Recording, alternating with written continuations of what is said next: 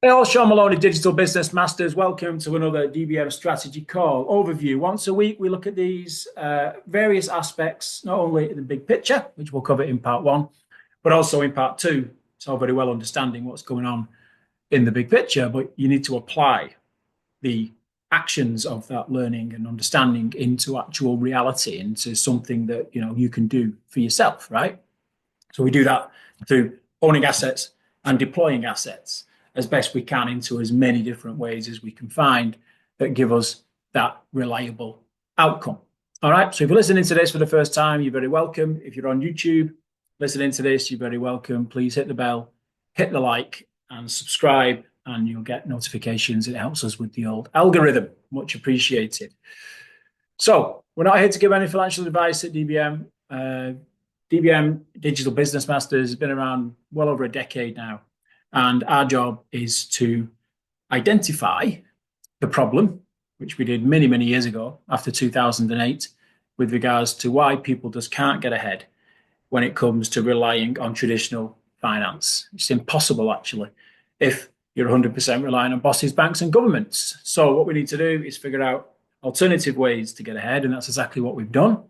And now we do our best to help as many other people as possible, which isn't easy to do, but we work hard every day in any case. So our job isn't to give you advice. Our job is to always seek financial education. What's our pedigree? Well, like I say, we've been around a long time, worked in traditional industry, still do, for over many, many years. And we determined back in 2009, 10 roughly to say, well, hang on, something's not right here. What other alternatives have we got into building a balance sheet so that we can move forward? And then we had the revelation that with something like Bitcoin, you can be globally interconnected on sound money. Now, that was an absolute revelation. As soon as we understood that, then we realized that it's not about being localized. It's not about owning land or just property or even stocks and shares in a localized geography. You can actually own value on a globally connected basis. And that has been vindicated now many, many, many times, actually. But is really being vindicated now, as you'll see as we talk about some of the macro and geopolitical strategies on the first part of this call. So from that, we've expanded. Yeah, we've got involved with all sorts of projects and companies and concepts and startups and all these companies that are looking for what we call crowdfund 2.0.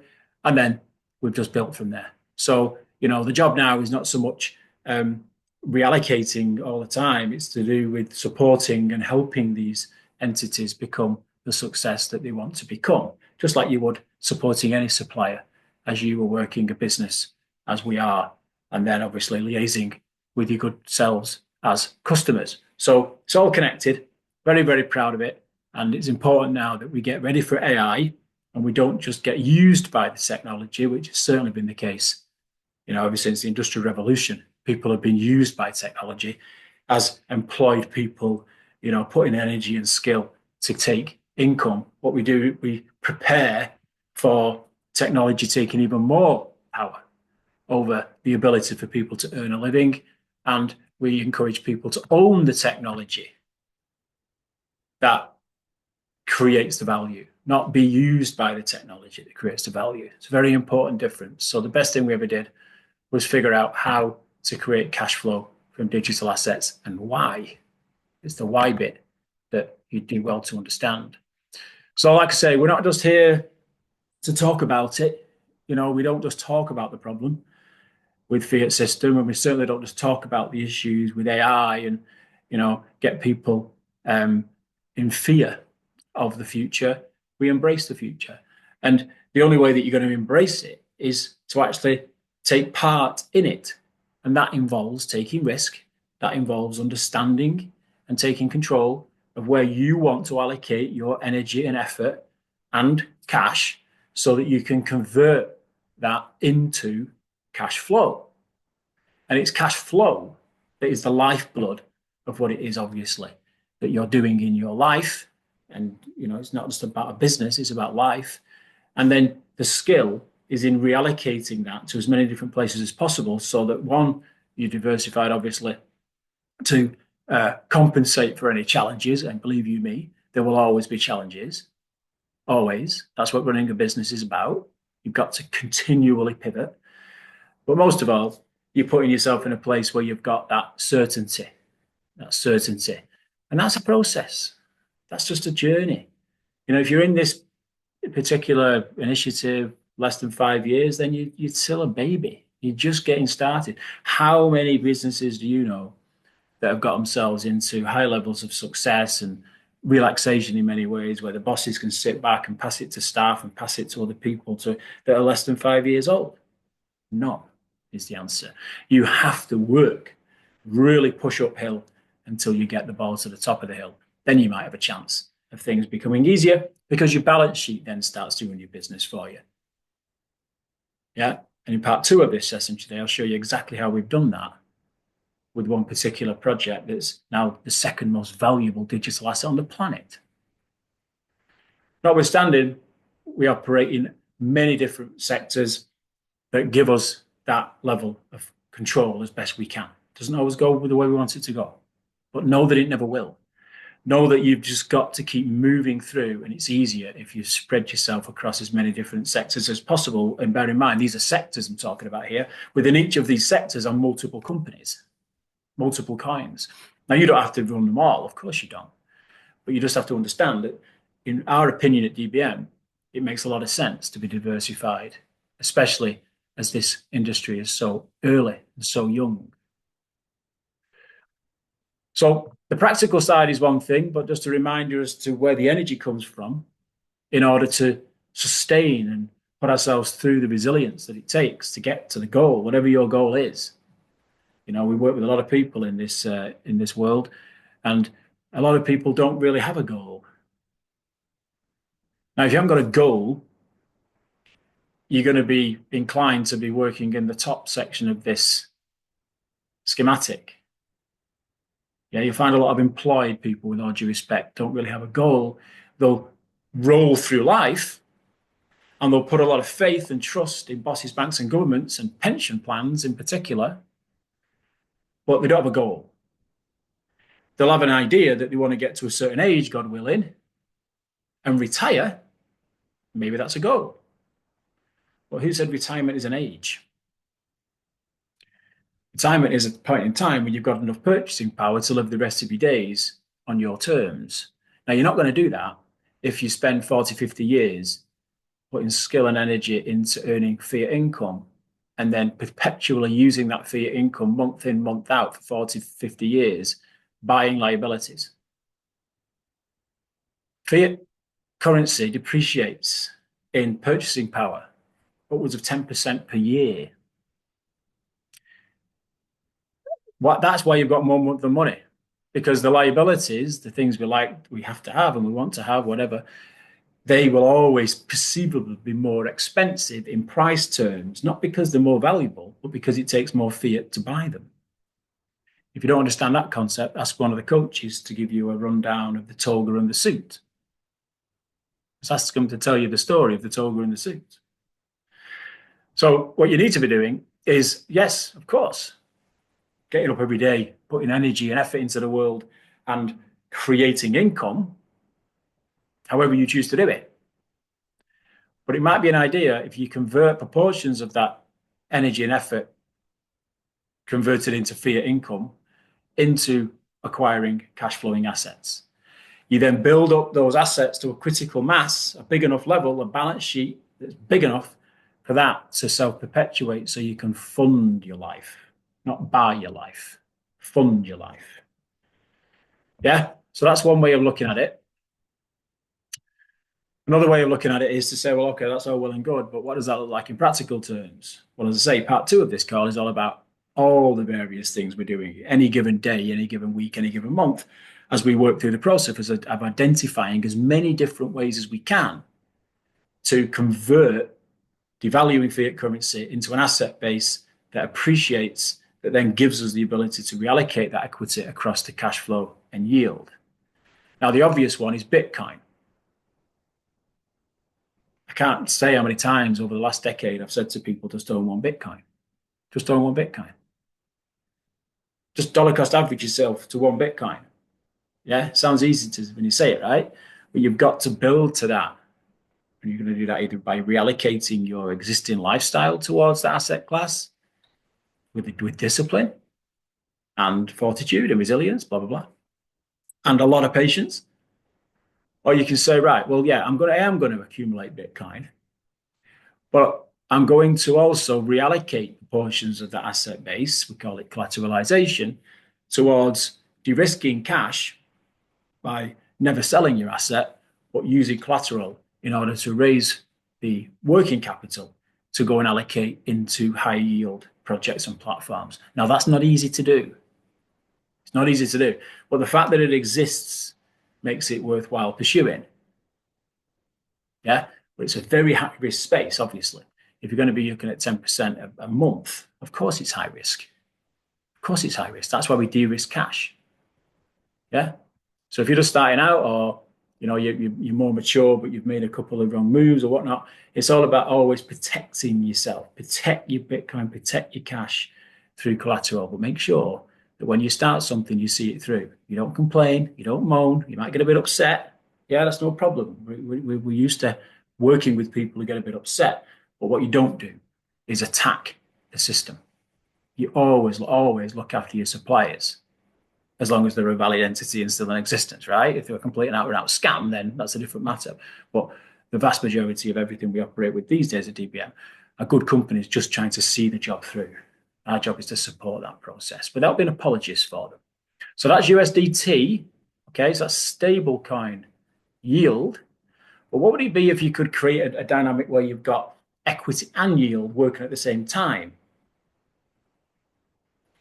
Well, that's the altcoin space. The vast majority of altcoins fail. Don't be under any illusions about that. Think dot-com bubble back in 1999, right? Just put yourself back over there if you're over the age of 40. But as every week goes by now, we're getting more and more and more sophisticated because, again, we've stuck with it. We've supported the suppliers. We've supported the innovators, the entrepreneurs trying to bring this type of technology to ordinary people like us. And that's manifested itself. It's become real, but only for those who have had the determination and,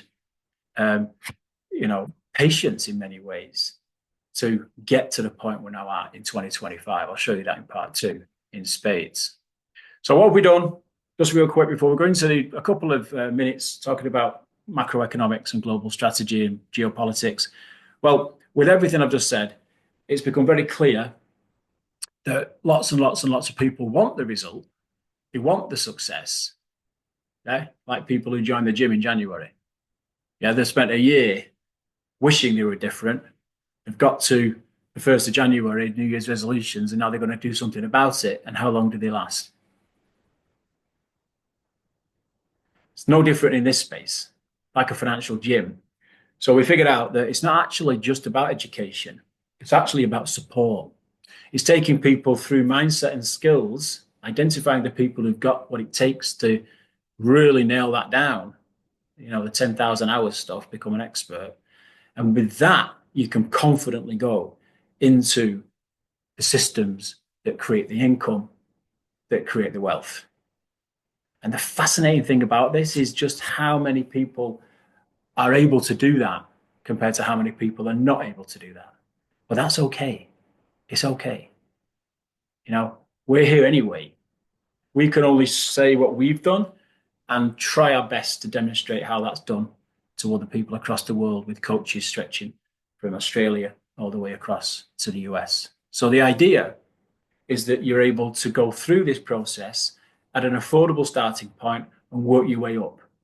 And it's no coincidence that the vast majority of the most successful people in the DBM ecosystem are at the income level subscription, because they work with us every single day of the week in what we call workspaces, and they get access to priority information, such as I'm going to share in part 2 of this call today. All right? So that's an option for you if you so choose, especially if you listen to this over on YouTube. So geopolitics, it all starts with just the premise that never changes, that you need to understand that the further you are out from the money supply, or the currency supply as it is, fiat currency supply, the less chance you have of being able to get ahead. The closer you put yourself towards the money supply, the more chance you've got of getting ahead.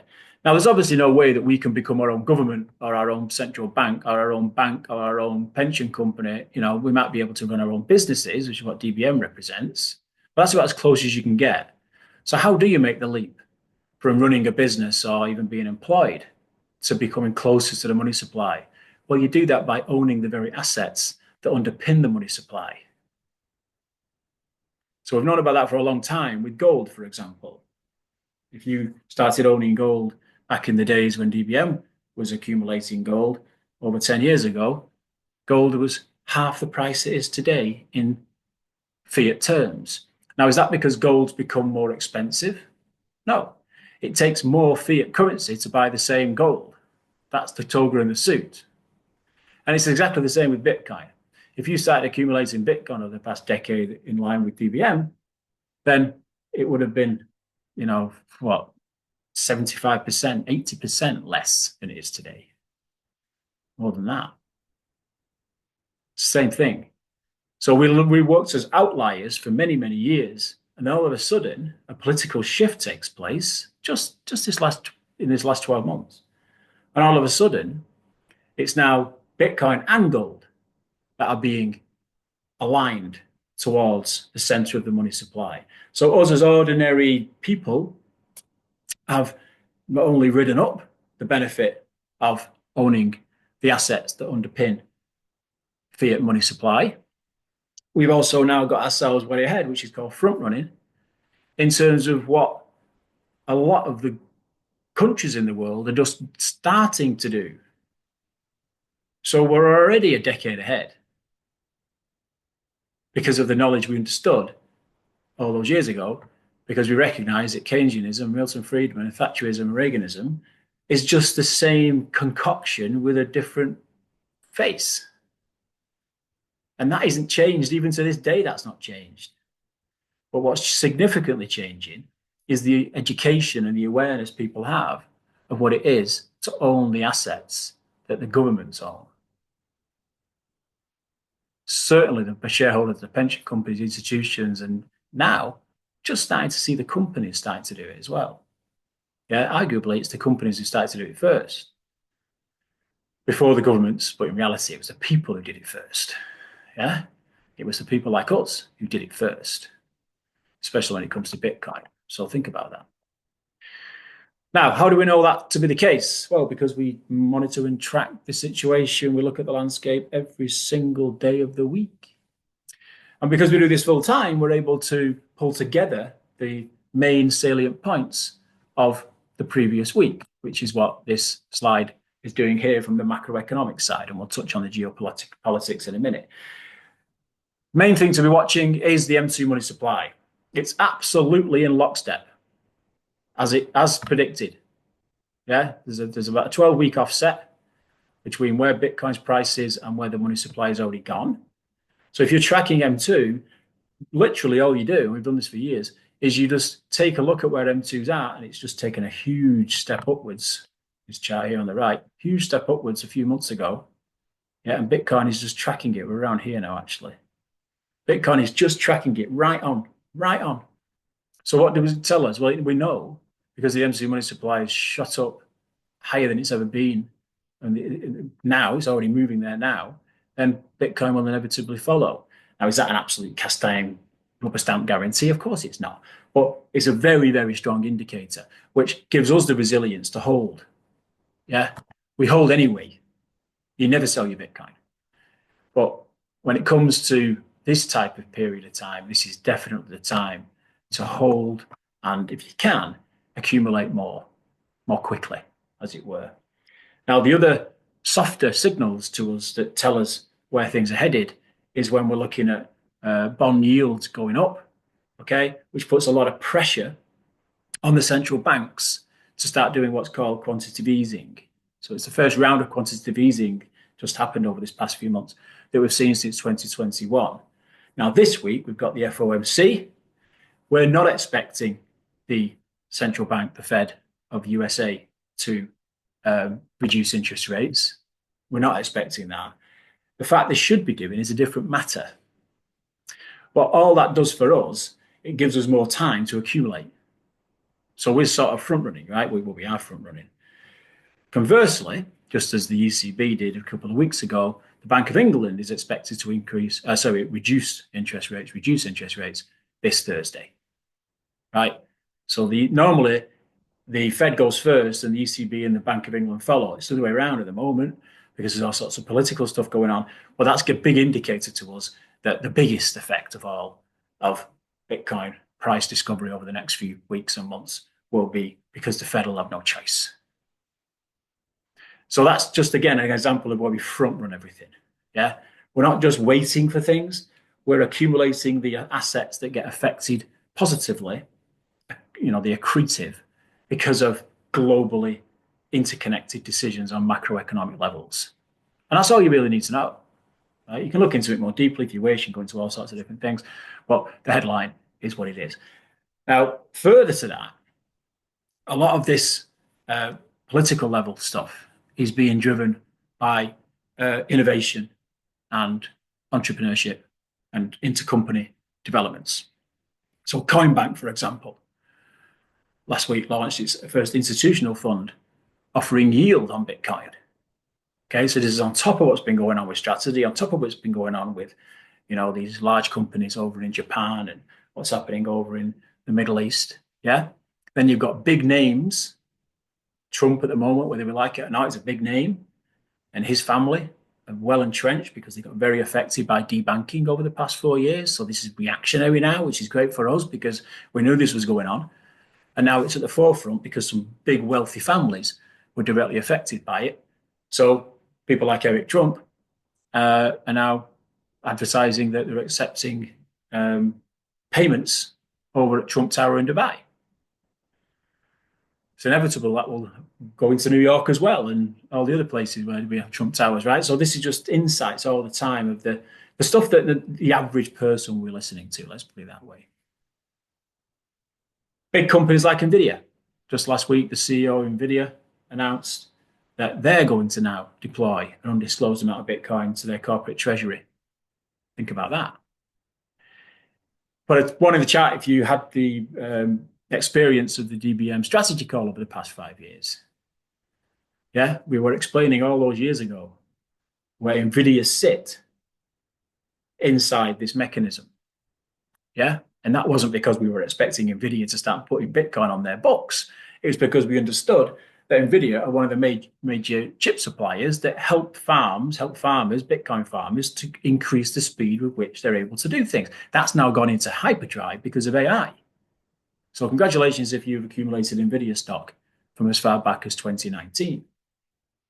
Apple have approved crypto now, payments. There's talk with this, maybe it's a better way to put it.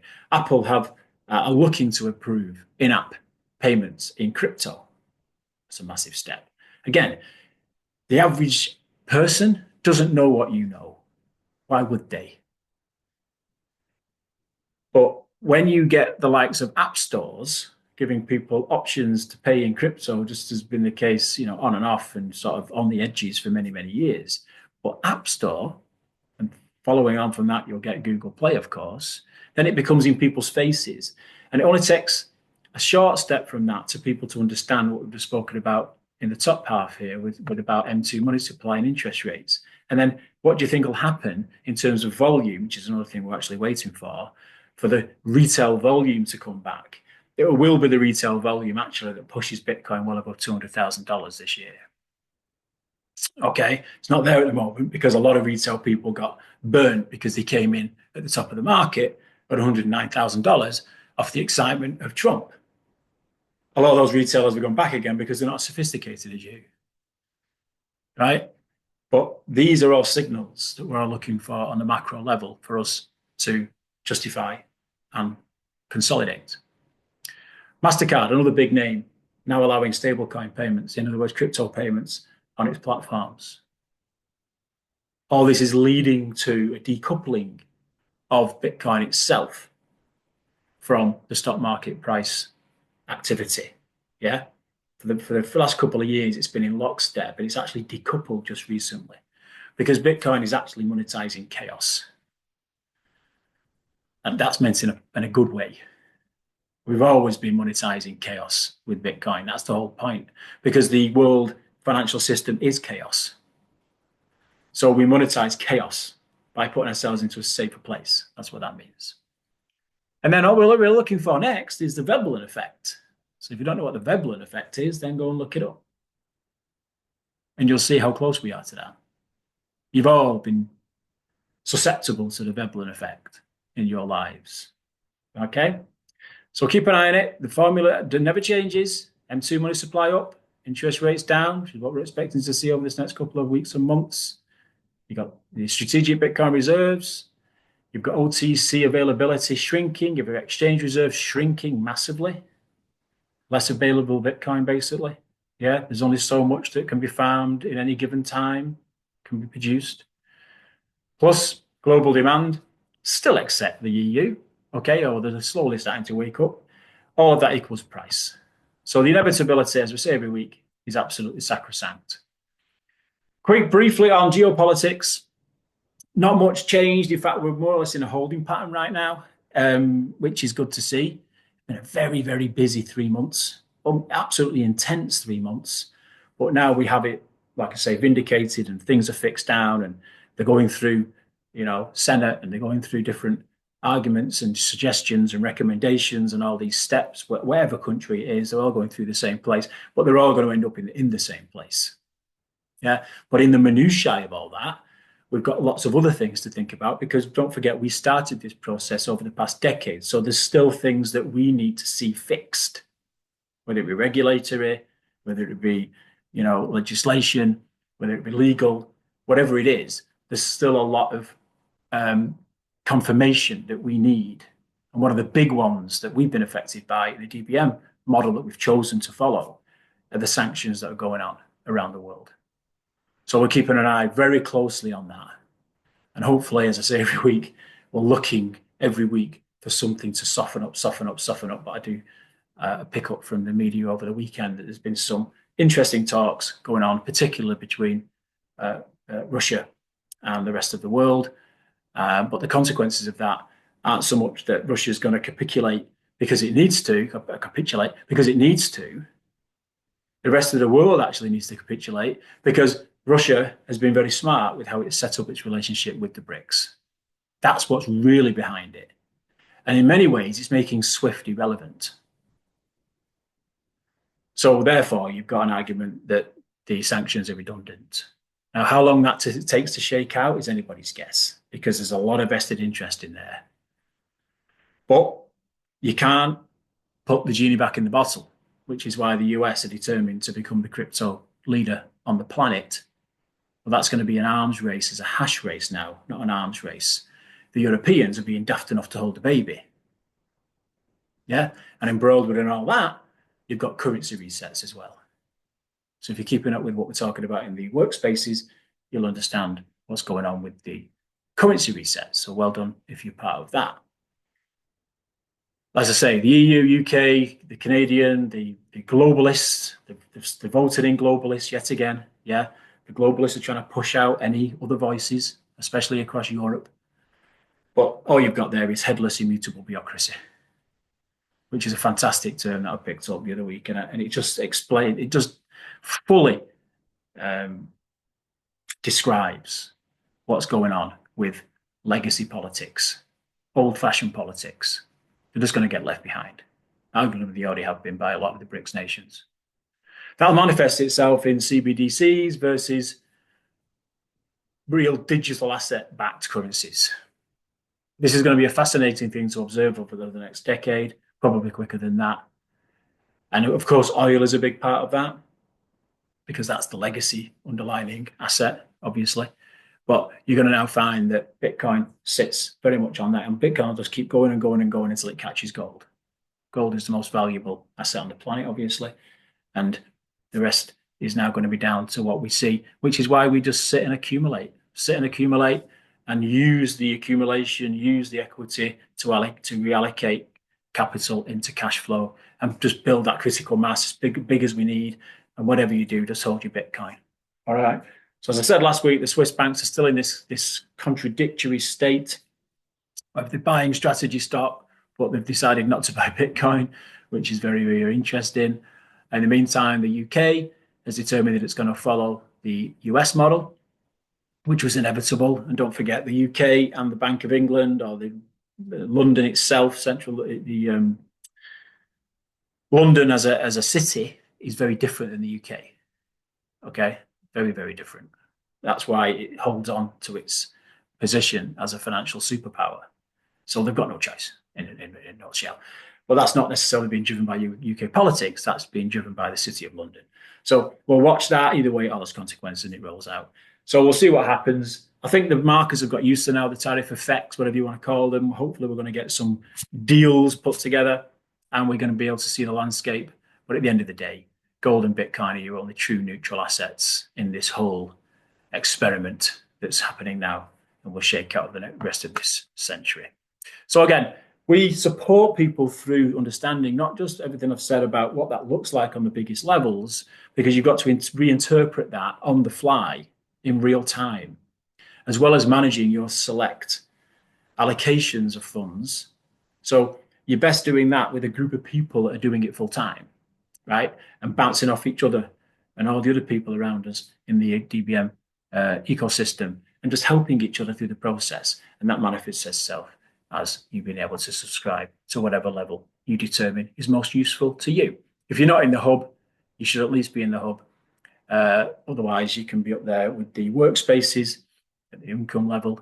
And if you are an existing skills subscriber, remember that we're going up to $25 per month, okay? But as an existing skills subscriber right now, you're able to grandfather yourself into systems for the next couple of months at $25. So do make sure you do that and experience the power of the DBM Hub. Hopefully that was useful. I'll see you in part 2, which will follow this call. You'll see the link below.